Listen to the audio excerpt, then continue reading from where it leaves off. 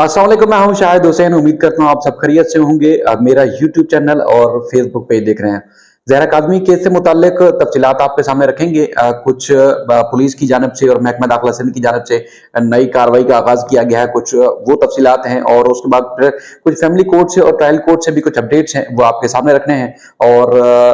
काफ़ी दिन से इस मामले में हम रिपोर्ट नहीं कर पा रहे थे। तो काफ़ी सारे दोस्तों ने कहा कि कुछ केस का बैकग्राउंड और जो कुछ चल रहा है उस हवाले से तफसीलात रखी जाए। देखिए जी, अब बहुत सारे लोग ये समझते हैं या वो ये चाहते हैं कि उनकी मर्जी से या उनकी जिस तरह वो चाहते हैं हम उस तरह रिपोर्ट करें। तो ये तो हमसे ना पहले हुआ था जब मुसलसल लोग कीचड़ उछाल रहे थे, और ना अब होगा। ठीक है, जैसे जिस तरह कीचड़ उछालना है वो उछालते रहे। हालांकि वो जो तफसीलात थी या जो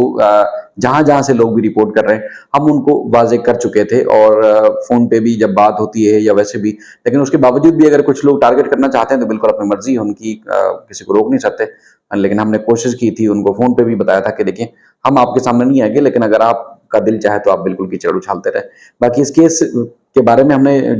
जिस हद तक रिपोर्ट किया और जो जो रिपोर्ट किया, और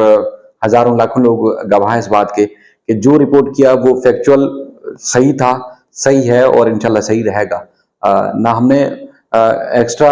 जो है वो जिब्रान नासिर साहब को जाके फेवर दी, और ना ही एक्स्ट्रा जाके मेहदी काज़मी साहब को फेवर दी। जहां इनके खिलाफ कोई चीज हुई वो हमने रिपोर्ट की, जो हमारी एक्सेस में है, और जहां इनके हक में हुई वो भी हमने रिपोर्ट की। लेकिन चूंकि बच्ची का मामला है, और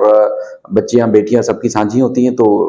उसके लिए हमने भरपूर सारी चीजों को छोड़ के हमने इस केस को फोकस रखा, और इंशाल्लाह मजीद भी जो भी अपडेट्स होंगी आपके सामने रखते रहेंगे। लेकिन अगर कुछ लोग चाहते हैं कि उनकी मर्जी से रिपोर्टिंग की जाए, तो ये होगा नहीं कि हम भी बैठ के मेहदी काज़मी या उनके खानदान के ऊपर कीचड़ उछालें, या जिब्रान नासिर के ऊपर बैठ के कीचड़ उछालें। तो वो कभी भी हमसे होगा नहीं। दूसरा देखें, तो दो मामलात हैं जिसमें खासतौर पर जो मुल्ज़मान के खिलाफ फर्द जुर्म आयद होनी है और केस का ट्रायल आगे बढ़ना है। उस केस की अगर हम बात करें तो उसमें जो मेन अदालत ने टाइम दिया हुआ है कि जो मफरूर मुल्ज़मान है उनको गिरफ्तार करके पेश करने के हवाले से, वो उसकी डेट जो है 14 जून है। यानी कि आज से तकरीबन 6 दिन के बाद इस केस की समाअत होगी, और उसमें जो मफरूर मुल्ज़मान है उनको गिरफ्तार करने के लिए अब एक बार फिर पेशरफ्त रिपोर्ट अदालत में भी रखी गई है। उसके डॉक्यूमेंट भी मेरे पास आए हैं, जिसके मुताबिक जो इस मामले को पहले देख रहे थे, यानी कि जो मफरूर मुल्ज़मान को गिरफ्तार करने के लिए जो पुलिस पार्टी यहाँ से जाती थी, इंस्पेक्टर तारिक कयूम जाते थे। लेकिन अब जो है इस मामले को देखेगी, यानी कि मुल्ज़मान को गिरफ्तार करने की पार्टी कोशिश करेगी, उसमें जो केस के जो तफसीलात सुपुर्द की गई हैं पंजाब और खैबर पख्तूनख्वा के मुख्तलिफ अजला में जाके कोशिश करनी है। उसमें उन्होंने जो यानी कि केस जिनके सुपुर्द किया है, वो है मिशाल खान, जिनके बारे में ये कहा गया है कि वो महकमा दाखिला से तफसीलात या इजाजत लेने के बाद बाकायदा तौर पर इन मफरूर मुल्ज़मान को गिरफ्तार करने के लिए पंजाब और खैबर पख्तूनख्वा जाएंगे, जिसमें मफरूर मुल्ज़मान की अदालत ने एक बार फिर वारंट गिरफ्तारी जारी की है। लेकिन जो बज़ाहिर नजर आ रहा है कि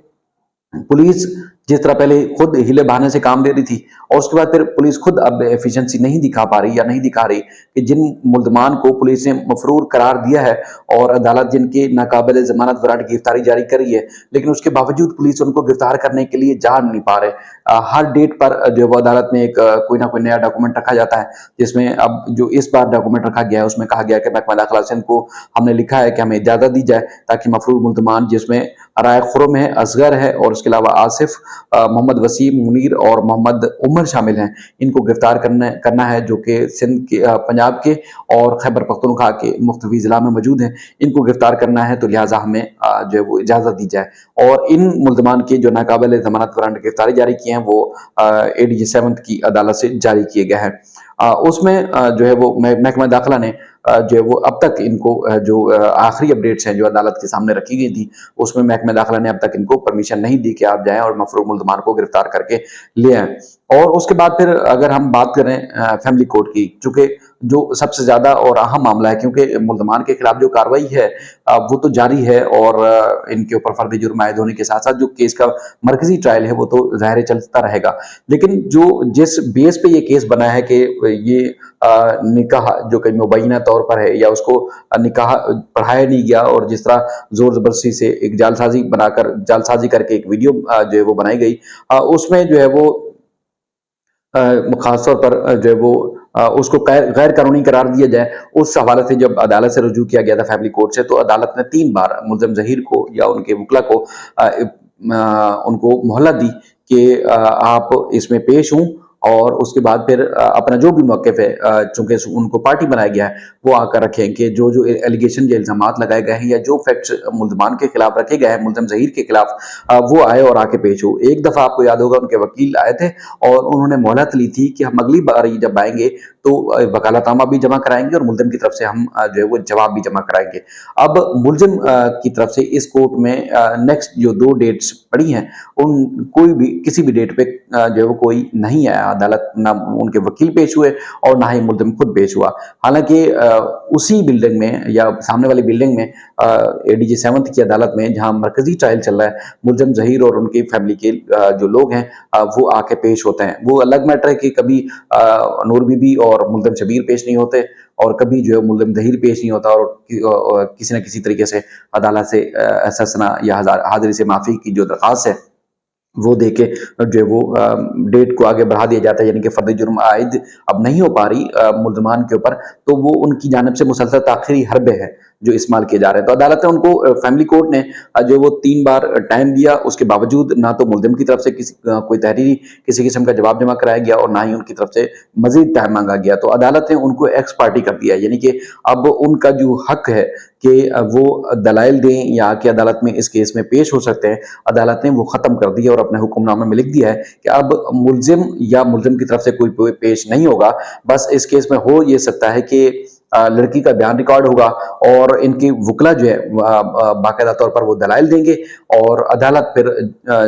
दलाइल की रोशनी में जो बेहतर समझेगी उसमें फैसला करेगी, क्योंकि इसमें जो अदालत से सदा की गई है कि जो निकाह पढ़ाया गया था वो निकाह गैर कानूनी है, ना कानूनी लिहाज से इसको जो वो तस्लीम किया जा सकता है और ना ही शरई लिहाज से तस्लीम किया जाता है, लिहाजा इसको गैर कानूनी करार दिया जाए। तो उस पे अदालत ने अब फैसला करना है। अब 14 जुलाई को इस मामले में मजीद जो है वो समाअत होगी। अब अगर हम बच्ची की एजुकेशन और उसके बाद फिर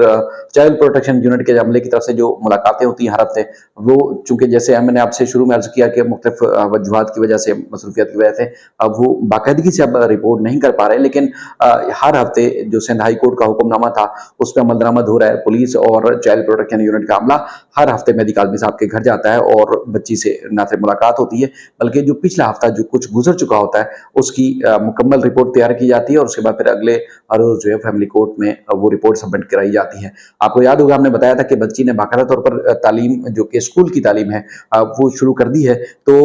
7वीं क्लास का इम्तिहान पास किया उसने, क्योंकि घर पे पूरा 6-7 महीने जिस तरह मेहदी काज़मी साहब को टाइम मिला तो घर पे ट्यूटर आते हैं, वो उनको उनकी स्टडी करवा रहे थे, तैयारी करवा रहे थे। तो 7वीं क्लास का इम्तिहान पास करने के बाद बच्ची को बाकायदा तौर पर 8वीं क्लास का जो है वो उनको उनको दाखिला दिया गया था और अब बाकायदा तौर पर वो 8वीं क्लास में तालीम हासिल कर रही हैं। अब गर्मियों की चूंकि छुट्टियां हैं लेकिन उसके बावजूद भी जो तालीमी सरगर्मियां हैं बच्ची की वो जारी हैं। घर पर उनको ट्यूटर पढ़ाने आते हैं, करेशा पढ़ाने के लिए आते हैं और उसके अलावा जो होमवर्क दिया गया है उस पर भी वो काम हो रहा है। तो चूंकि अब हमें जो जिस तरह इजाजत होती है कि उनकी जो सरगर्मियां हैं जहां जहां तक रिपोर्ट करनी है, जो कि चूंकि किसी का रागज में भी रखा जाता है, क्योंकि उनकी खुद की और उनकी फैमिली को जो है वो आपको पता है कि जिस तरह के खर्चात और परेशानी का सामना है, तो इसलिए हम खुद भी एहतियात करते हैं कि जो चीज़ें रिपोर्ट करने वाली होती हैं हम रिपोर्ट करते रहते हैं और जो चीज़ें रिपोर्ट नहीं करने वाली होती हैं वो रिपोर्ट नहीं करते। तो अब एजुकेशन भी जारी है और इंशाल्लाह अगले